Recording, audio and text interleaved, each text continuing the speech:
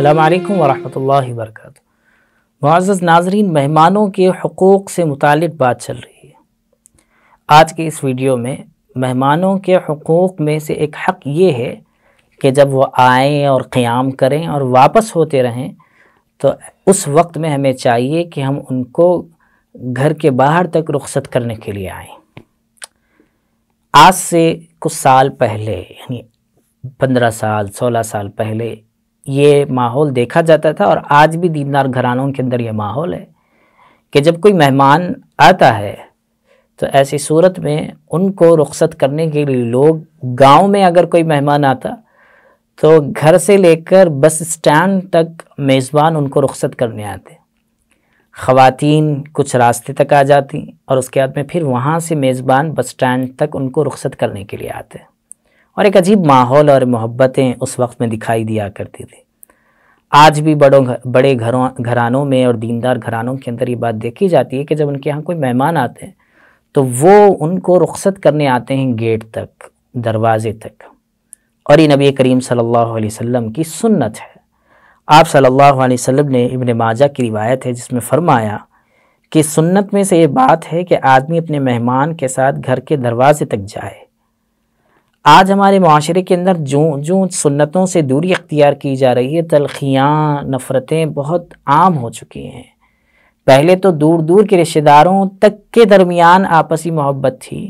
اور آج یہ ہے کہ والد اور بیٹی کے درمیان نفرت کی دیوار قائم ہے، ماں اور بیٹی کے درمیان نفرت کی دیوار قائم ہے۔ اس کی وجوہات میں سے ایک اہم وجہ یہی ہے کہ ہم نے اسلامی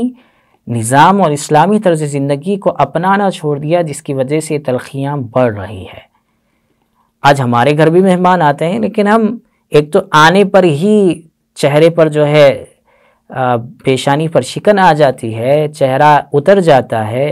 اور کوئی چیز پیش کرنا ہو تو بڑے ہی بے ڈھنگے انداز میں پیش کی جاتی ہے، اور انتظار کیا جاتا ہے اس بات کا کہ کب یہ یہاں سے رخصت ہوں گے۔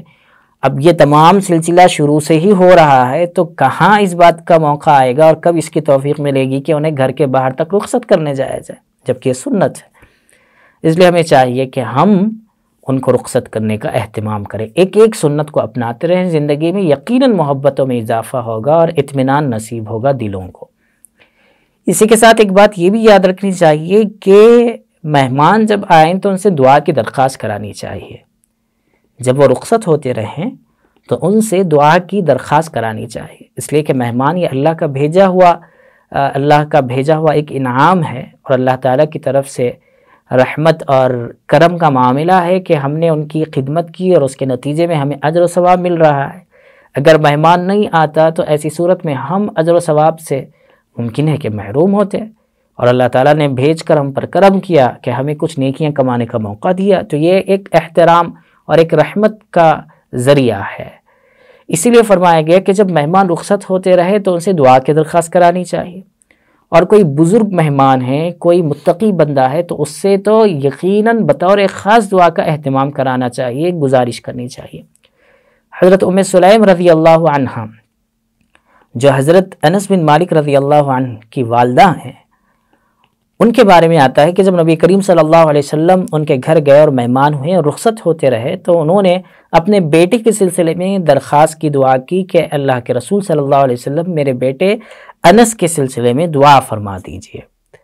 تو حدیث میں بات آتی ہے، بخاری شریف کی روایت ہے،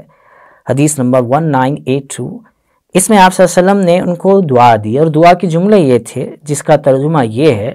اے اللہ، اس کو مال اور اولاد عطا فرما اور اس میں برکت عطا فرما، مال بھی عطا فرما، اولاد بھی عطا فرما، اور پھر اس میں برکت بھی۔ اس لیے غالباً حضرت انس رضی اللہ تعالیٰ عنہ کی اولاد بھی بہت زیادہ تھی، اور ان کی عمر بھی بڑی لمبی رہی۔ یہ نبی کریم صلی اللہ علیہ وسلم کی دعا کا نتیجہ تھا۔ اور ایک روایت میں بات آتی ہے کہ حضرت عبداللہ بن بسر رضی اللہ تعالیٰ عنہ کے گھر میں آپ صلی اللہ علیہ وسلم مہمان ہوئے۔ جب ان سے رخصت ہونے لگے تو وہ گھر کے باہر تک آئے اور آپ صلی اللہ علیہ وسلم کی سواری کی لگام پکڑی، اور اس کے بعد میں یہ الفاظ کہے اور آپ صلی اللہ علیہ وسلم سے دعا کی درخواست کی۔ روایتوں میں بات آتی ہے کہ آپ صلی اللہ علیہ وسلم نے ان کے لیے بھی دعا دی تھی کہ اللہ ان کے رزق میں برکت عطا فرما اور ان کی مغفرت فرما اور ان پر رحمت نازل فرما۔ اس لیے ہمیں بھی چاہیے کہ گھر میں جب کوئی مہمان آ جائیں تو ان سے بھی دعا کی درخواست کریں، اور کوئی بزرگ مہمان ہو، متقی مہمان ہو تو ان سے بطور خاص دعا کا اہتمام کرنا چاہیے۔ اللہ تعالیٰ سے دعا ہے کہ اللہ تعالیٰ صحیح علم، صحیح عمل اور ان سنتوں کو اپنانے اور اختیار کرنے کی توفیق عطا فرمائے۔